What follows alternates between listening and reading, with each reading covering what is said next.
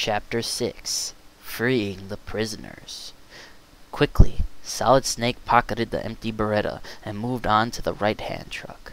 He avoided going near the truck that was parked in the middle, convinced that it was a trap. He noticed a thin, almost invisible wire snaking from under the truck's chassis, and rightly presumed there was a detonator somewhere and explosives in the truck. But maybe the truck on the right hand had some clips of ammo stashed in it to use with the gun. He searched it carefully, but it yielded up nothing in the way of bullets. It did have a special steel pocket hidden in the door of the cab. Using all his strength, Haley forced it open and found some anti-tank mines. Good. These might come in handy. Haley added the mines to the small but growing arsenal he was beginning to put together. With the mines and the Beretta, Haley made his way back across the compound and used his key card to get back inside Building 1. Peering around a corner, Haley could see the guards approaching. He was close to the east elevator. It was his only chance. He dashed quickly to it and used his keycard to get the door open. The guards passed an instant after the elevator door closed. They saw nothing. Haley pressed the elevator button for the third floor. He decided to try to proceed systematically from the top floor down, but when the door opened, Solid Snake caught a glimpse of something familiar, the little red eyes.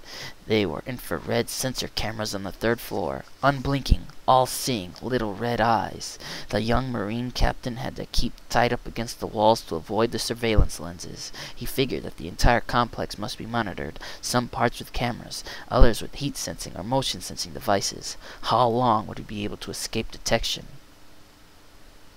Justin Haley suspected that the evil Colonel Katafi was using part of the Building 1 as prison cells for the snake men he'd already captured. It was part of Haley's mission to set them free, but Commander South had warned Solid Snake that perhaps some of the snake men had turned double agent and shouldn't be trusted. Haley found that hard to believe. The men in his squad had all been courageous, highly trained, loyal, and patriotic. The snake men were the best, hand-picked. Their special forces training was the toughest in the world. Only the handful that came out of it in one piece were allowed to call themselves snake men. How could they change? What kind of torture could even a fiend like Colonel Katafi devise that would make a snake man betray his commander, his squad, and his country? Because Solid Snake only had one key card, he could only go in through the doors it opened. The first few doors he tried failed to respond to the card, but the fourth door responded open to the key card when it was inserted. In the center of the room, a prisoner was tied in a chair, moaning, nearly unconscious. The prisoner was Chuck Robinson, a snake man, a good friend. Haley should have stopped in the doorway to assess the situation for potentially lethal booby traps or explosives. All his training had prepared him for caution about everything. But he couldn't help it. When he saw Chuck in that chair, he ran forward to his buddy's side. "Chuck! Chuck! It's me, Haley!" The man stirred and raised his head a little. "Solid Snake? Justin, is that you?" "It's me, good buddy. Let me get these ropes off you. Think you can stand up?" I'll give it a try." But Robinson was not in any shape to stand, and the ropes came off. He fell to the floor in a heap. "It's no good, Haley. Leave me here. Try to set some of the others free. They may be able to help you. Maybe if I rest a while." Solid Snake was reluctant to go, but there were over a dozen other prisoners, if they were alive. He had to find them and set them free. They were his snake men brothers, his comrades in arms. He couldn't leave them there just to die. "Listen, Justin, this is very important. The heat panels. The heat panels." "Don't try to talk, Chuck. Just take it easy." No, you've got to listen to me. The heat panels. You can't get to Metal Gear without crossing the heat panels. They're terrible. Terrible. Burning. They burn." Chuck's delirious, thought Solid Snake. He needs medical attention badly.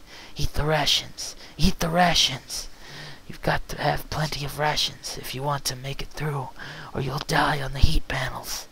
Chuck kept mumbling the same words, over and over, his voice weak, but his words heavy with urgency.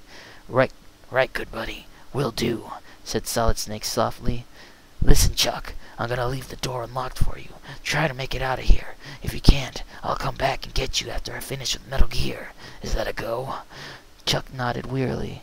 "But the heat panels," he said again. "Listen to me. You've got to raise your own body temperature. If you want to survive, you gotta eat." "I hear you, Chuck. Take care, Solid Snake." Haley nodded grimly. "I'll take care," he promised. The key keycard opened other doors, in which he found several more snake men prisoners. All of them had been tortured, and several of them were unable to speak. It almost broke Justin Haley's heart to see his friends in such a condition. He set the men free, promising to return them and get them all out to safety once his mission was completed. So far, none of the rooms had contained any ammunition for his Beretta. He needed weapons to penetrate the inner defenses of outer heaven. He had to keep looking. From one of the rooms on level 3, Solid Snake could sense something seeping from under the door. The odor, bitter and stinging, was unmistakable to anyone with Haley's training. Poison gas. Haley put on the gas mask. Should he avoid this room or go into it? His sense of survival told him to stay clear of the poison gas, but his logic told him something different. Why would the terrorists bother to gas the room unless they had something of vital importance hidden in there? Solid Snake had to take the risk. Using his keycard, he got the door open. It was a large room, and at first it appeared to be empty, but as Solid Snake crossed it wearing his gas mask, the floor suddenly tilted up, sending him lurching backwards, barely able to keep his balance. There was a terrible rumbling sound, growing louder and louder through the fog of poison gas that filled the room. Solid Snake found it difficult to make out what was happening. Then he saw it, the deadly trap.